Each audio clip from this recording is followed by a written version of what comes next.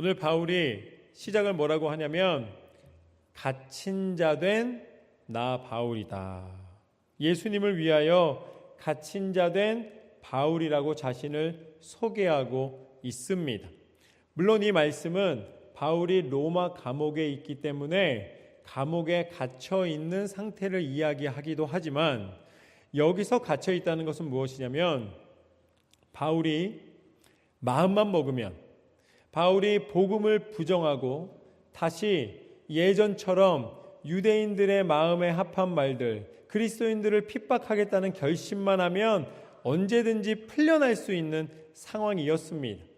그런데 그런 바울이 그 스스로 갇힌 자 된 것을 온전히 고백하며 복음에서 벗어나지 않고 스스로를 절제하고 복음을 위하여 스스로 갇힌 자 되었다는 이야기입니다.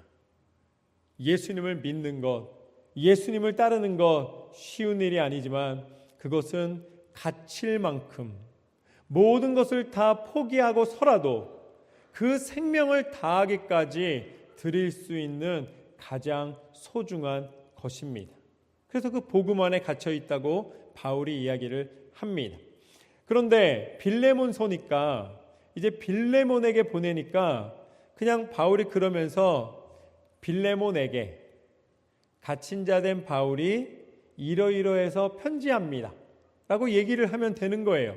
그런데 보내는 사람은 빌레몬인데 거기에 등장하는 인물이 많습니다. 먼저는 내가 디모데와 함께 보낸다 라고 이야기를 합니다. 그러니까 디모데가 이 루가오에서 이제 부름을 받았는데 거기가 다 터키에서 가까운 지역입니다. 그러니까 이 빌레몬에게 디모데의 이름을 이야기할 정도로 서로 믿음의 형제로 가까운 것을 알 수가 있습니다. 그리고 거기에 또 누가 나오냐면 아비아가 나옵니다. 말하자면 자매라고 나와 있기 때문에 또 여자 리더 중에서 이 빌레몬과 함께 마음을 나누는 그 사람의 이름을 등장시킵니다. 그리고 또 병사된 아키포, 말하자면 군인이었던 이 아키포를 등장시킴으로써 큰 도움을 서로 간에 얻고 있음을 보게 됩니다. 그러니까 빌레몬 한 사람한테 보내는데 지금 디모데도 등장하고 이 아비아도 등장하고 아키포도 등장하고 있는 것이죠. 그러니까 이러이러한 사람들이 함께 마음을 나누고 있고 믿음을 지키고 있다라고 설명을 합니다.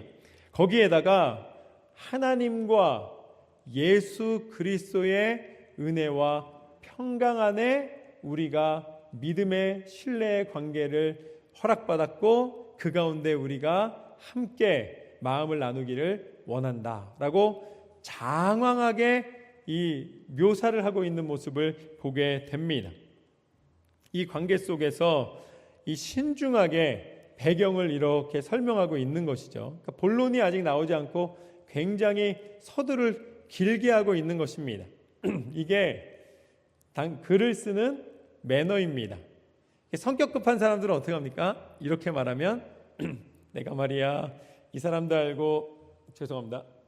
저 사람도 알고 이렇게 돼서 저렇게 돼서 얘기하면 뭐라 그래요? 야, 딴 말하지 말고 본론만 얘기해. 이렇게 얘기하는 사람들 많잖아요. 아, 이거 뭐 이렇게 서두가 기냐고 이렇게 얘기할 텐데, 그런데 바울이 그렇게 차근차근 친절하면서도 이제 부드럽게 지금 말을 쓰고 있는 것이죠. 이런 사람 저런 사람 다 같이 마음을 모아 우리가 믿음으로 하나님의 교회를 섬기고 있다. 이걸 기억해라 라고 이야기를 합니다. 이게 바로 매너입니다. 매너. 글을 쓰는 매너이기도 하고요. 또 이것이 성경 말씀 안에서 등장하기 때문에 저는 영적 매너라고 부르겠습니다. 본론을 빨리 말하지 않아도 그 영적인 배경에 대해서 쭉 이야기를 하는 것이죠. 4절부터 보면 이게 더 길어집니다. 4절부터 7절까지 보면 내가 항상 내 하나님께 감사하고 기도할 때에 너를 말함은 주 예수와 및 모든 성도에 대한 내 사랑과 믿음이 있음을 들음이니 이로써 내 믿음의 교제가 우리 가운데 있는 선을 알게 하고 그리스도께 이르도록 역사하느니라. 형제여 성도들의 마음이 너로 말미암아 평안함을 얻었으니 내가 너의 사랑으로 많은 기쁨과 위로를 받았노라. 아멘. 4절부터 7절까지 다 똑같은 얘기예요. 빌레몬, 너는 하나님의 사랑이고 우리가 너를 신뢰하고 너를 사랑하고 우리가 그리스도 안에서 하나 되고 우리가 하나님의 은혜를 누리고 있습니다. 계속 똑같은 얘기를 계속 얘기하고 있는 것이죠. 이것이 오늘 말씀의 첫 번째 교훈입니다. 영적 매너를 발휘하라.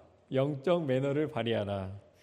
영적인 매너는 이 영적인 매너와 이 품위가 있어야 됩니다. 우리가 그리스도인으로 살아간다는 것은 누군가가 조금 본론을 늦게 얘기해도 그것을 존중하는 마음으로 차근차근 들어줄 의미가 있습니다. 그리고 또 우리가 누군가에게 이야기할 때에도 우리가 본론부터 확 얘기해가지고서는 얘기하는 게 아니라 친절하게 내가 어떠한 마음의 상태인지를 서로 간에 나누는 나눔이 필요하다는 것이죠.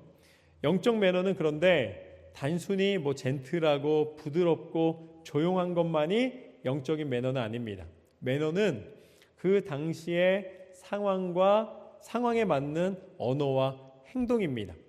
그렇기 때문에 우리가 만약에 부흥회를 한다고 생각을 하면 부흥회 때 뜨겁게 기도하고 성령 충만함으로 막 박수치면서 찬양하고 다 같이 주여 하면서 기도하면서 그때 어떻게 기도합니까? 방언으로도 기도하고 아주 소리를 높여 기도하고 열심으로 막 기도를 하고 있어요. 근데 나는 매너가 좋은 사람이라 조용히 쳐다보고 있고 이러면 안 되고 어떻게 해야 됩니까? 같이 뜨겁게 기도하는 것이죠. 그러니까 그 상황에 맞는 생각과 언어와 행동입니다.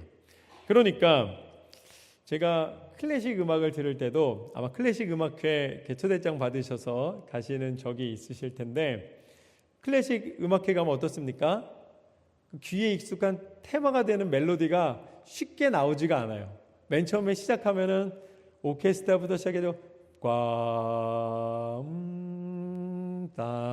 이런 음악으로 계속 흐른 다음에 중간쯤 가야 그때부터 이렇게 좀 귀에 익숙한 테마들이 나오는 거죠.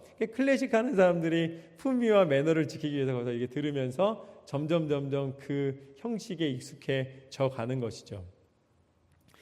우리 갈보리 교회는 매너가 너무 좋은 교회입니다.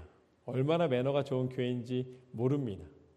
그래서 우리 교회에 강사로 오신 목사님들은 강의가 끝난 다음에 다 놀래십니다. 제 방에 오셔서 다 하시는 말씀이 있어요. 얼마나 점잖으신지 모른다고. 할렐루야. 갈보리 교회는 참 점잖은 교회예요. 아주 매너가 높은 교회입니다. 수준이 높은 교회예요. 그래서 너무 매너가 좋기 때문에 아멘을 다 속으로 하십니다. 저 다 알아요.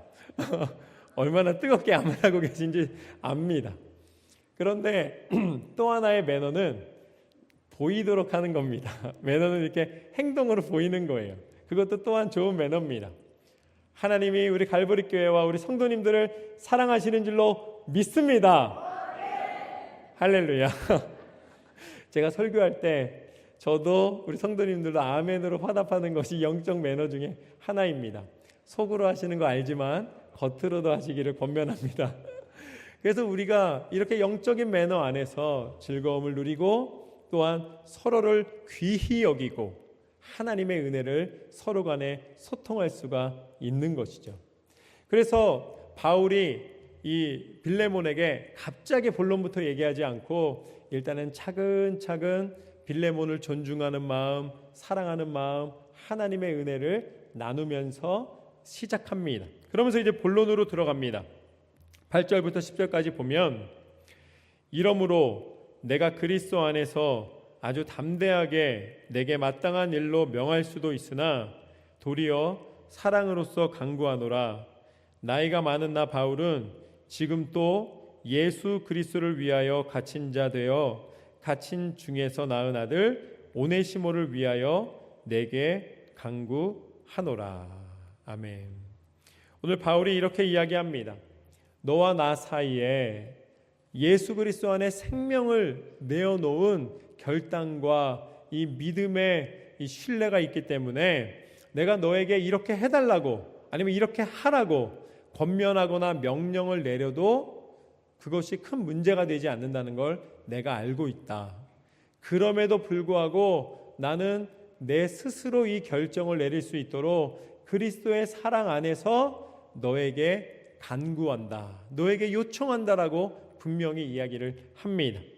그러면서 내가 비록 나이가 많지만 더 연장자이기 때문에 여러 가지 경험을 들어 이야기할 수도 있지만, 그러나 내가 너를 진정으로 더 낮은 마음으로, 섬기는 마음으로 너에게 이야기하기를 원하고, 내가 이렇게 갇힌 자 된 것을 내가 나를 사랑하는 마음으로 이해해주고 너도 동일하게 나와 함께 그리스도 안에 하나 된 것을, 갇힌 자 된 나와 한 마음인 것을 내가 이해하노라. 그러면서 누구의 이름을 등장시키는가?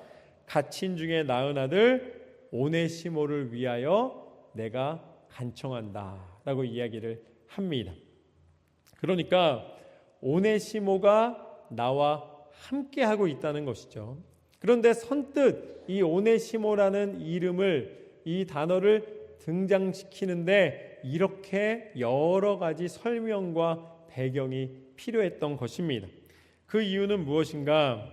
바울이 감옥에 갇혔을 때에 이 바울의 모든 것을 도와주고 돌보아 주었던 사람이 바로 이 오네시모이기 때문입니다. 오네시모가 지극과 정성으로 바울과 함께하였습니다. 그래서 이 오네시모를 뭐라고 표현하냐면 갇힌 중에 낳은 아들이라고 표현하고 있는 것이죠. 그가 그만큼 믿음의 동역을 열심으로 함께해 주고 있다라고 표현을 하고 있습니다. 그런데 문제는 무엇인가? 그와 함께 대화하는 중에 큰 사실을 하나 알게 되었습니다. 그것은 무엇이었냐면 오네시모가 이제 복음을 받아들이기 전에 그가 도망자였다는 사실입니다. 그가 골로새 지역에 살면서 그곳에서 도망왔는데 골로새 지역에 있을 때에 이 빌레몬의 종이었다는 것이죠. 빌레몬의 종으로서 빌레몬에게 손해를 끼치고, 말하자면 잘못을 저지르고 도망왔다는 이야기입니다. 여러 지역을 헤매다가 이제 로마까지 와서 바울을 만난 후에 그가 변화되어서 이제는 나에게 도움이 되는 사람이 되었다라고 이야기를 합니다. 그래서 11절과 12절 말씀에 보면 이렇게 나와 있습니다. 그가 전에는 내게 무익하였으나 이제는 나와 내게 유익함으로 내게 그를 돌려보내노니 그는 내 신복이라. 바울이 이 오네시모에 대하여서, 그에 대하여서 변론을 해주고 있는 모습을 보게 됩니다. 이것이 오늘 말씀의 두 번째 교훈입니다. 내가 변화돼야 다른 사람도 변화될 수 있다.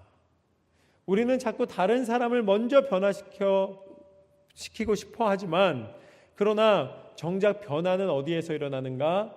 내가 변화되지 않으면은 누구도 변화시킬 수가 없다라는 말씀입니다.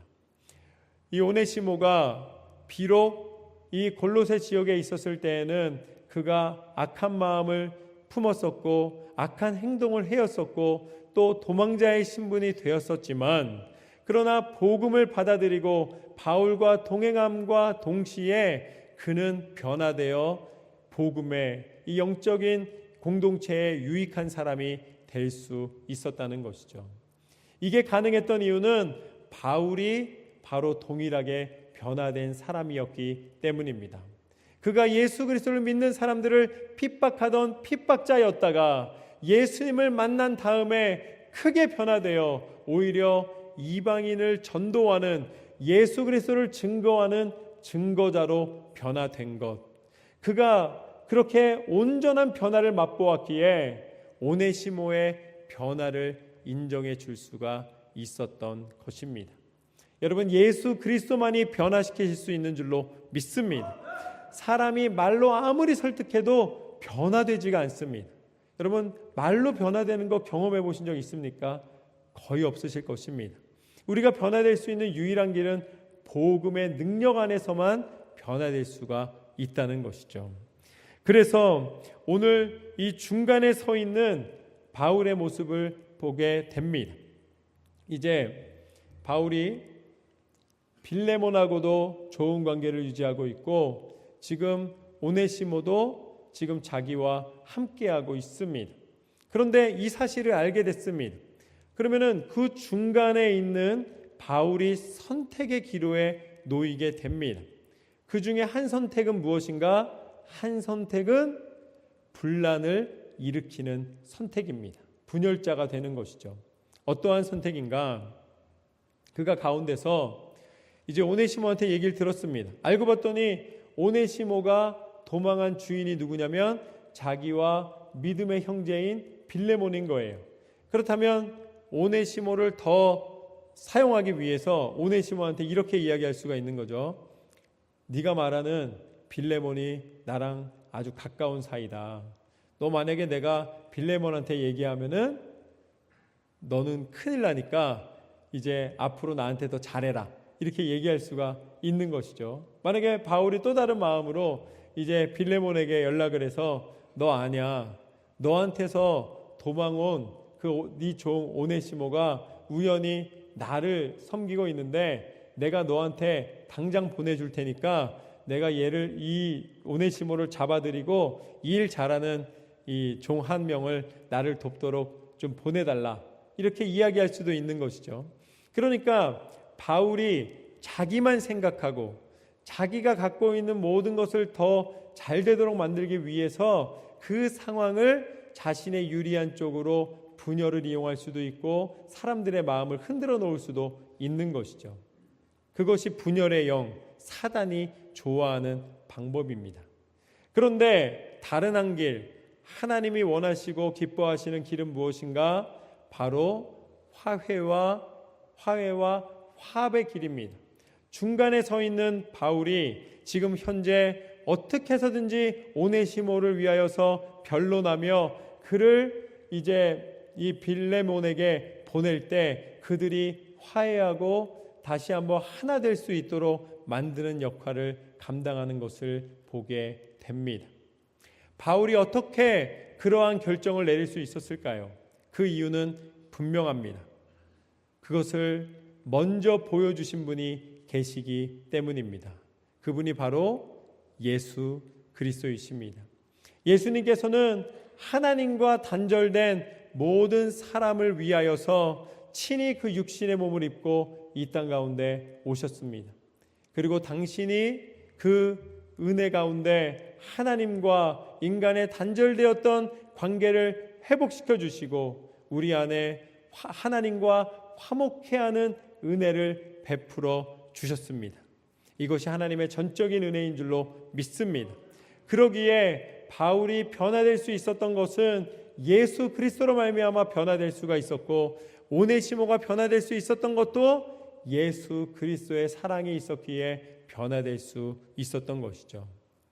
여러분의 삶 가운데 예수님이 주인이 되셔서 예수 그리스도 안에 변화되시기를 주님의 이름으로 축원합니다. 그렇게 분란이 되는 것이 아니라 이간질하는 것이 아니라 사도 바울이 그러한 화합과 화해의 역할을 하고 있는 모습을 보게 됩니다.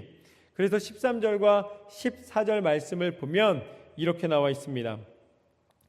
그를 내게 머물러 있게 하여 내 복음을 위하여 갇힌 중에서 내 대신 나를 섬기게 하고자 하나 다만 내 승낙이 없이는 내가 아무것도 하기를 원하지 아니하노니 이는 너의 선한 일이 억지같이 되지 아니하고 자의로 되게 하려 함이라. 아멘. 이것이 오늘 말씀의 세 번째 교훈입니다. 진정한 용기는 행함의 믿음이다. 믿음의 용서를 베풀라. 믿음의 용서를 베풀라. 우리가 이제 이 믿음의 판단을 할 때 그리스도인이든 누구든지 간에 어떤 상황에 맞부딪혔을 때 우리는 이제 그것을 결정하게 됩니다. 특별히 오늘은 이 오네시모와 빌레몬의 관계를 놓고 용서에 대하여서 어떤 결정을 내리는가를 한번 같이 보도록 하겠습니다. 우리가 결정을 내릴 때 세 가지 기준이 작동을 합니다. 하나는 감정이고 하나는 이성이고 하나는 영성입니다. 이걸 믿음이라고 부르겠습니다. 그러니까 감정과 이성과 믿음으로 우리는 어떤 사항을 받아들이게 됩니다. 그렇다면은 우리가 용서라는 것을 놓고 본다면은 우리가 용서할 수가 있고 또 징계라는 방법으로 용서할 수가 있습니다. 그리고 용서와 반대지만 그 상황을 종료시키기 위하여서 복수를 할 수도 있습니다. 그러니까 용서를 할 수도 있고 징계를 할 수도 있고 그에 대하여서 복수를 할 수도 있다라는 것이죠. 그래서 이 세 가지를 조합해서 생각해 보면은 우리가 믿음을 가지고 있고 이성을 가지고 있고 감성을 가지고 있기 때문에 어떠한 용서가 되는가?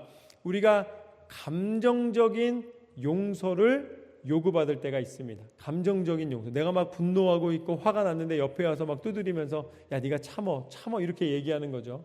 그런데 우리가 감정적인 영역에서 용서를 요구받았을 때는 그것은 쉽게 받아들여지지가 않습니다. 그리고 감정적인 용서는 자기 자신을 속이는 게 되는 거예요.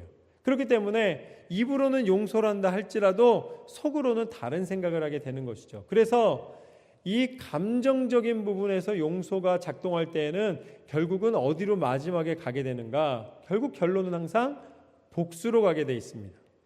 복수를 하지 못해서 그렇지 내 마음에는 복수심이 여전히 머물러 있는 것이죠. 그 복수심으로 내 자신이 상하는 것도 모르고 계속 불타오르게 되는 것입니다. 그렇기 때문에 이러한 용서의 단계에서 이성이 작동하면 어떻게 되는가? 이성이 작동을 하면 그때는 복수가 아니라 이성이 작동을 하면 징계로 갑니다. 그래서 그때 나오는 게 뭐냐면 눈에는 눈, 이에는 이인 것이죠.